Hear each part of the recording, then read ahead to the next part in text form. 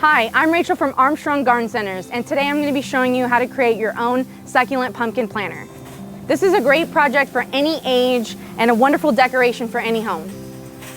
Before we get started, you're going to want to make sure you have everything that you need for this project, including a pumpkin of your choice, a clear plastic tray, clear tacky glue, fabric staples, and a range of succulents, and Dr. Earth succulent potting mix.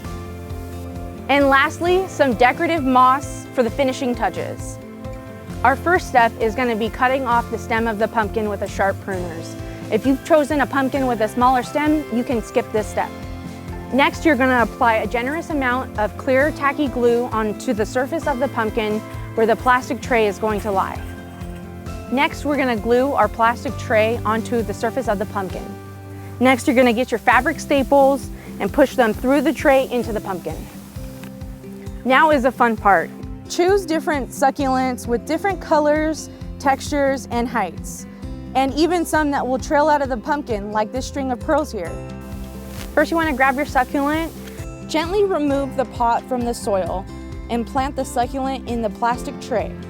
You may need to remove any extra soil from the nursery pot. Keep planting as many succulents until you fill the tray.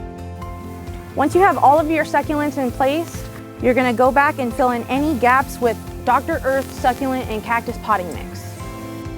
Next, we're going to be filling in any empty spaces with decorative moss, and also we're going to be filling that in around the tray where it meets the pumpkin. To care for your succulent arrangement, we recommend watering with a spray bottle of your choice to moisten around all of the succulents on the arrangement. After watering your new arrangement, you want to make sure that you wipe off any excess water on the sides of the pumpkin to make sure that it does not rot, and you can expect your succulent arrangement to last a couple months. Now you know how to create your own succulent pumpkin that you can use for a centerpiece or make multiples and group them all together.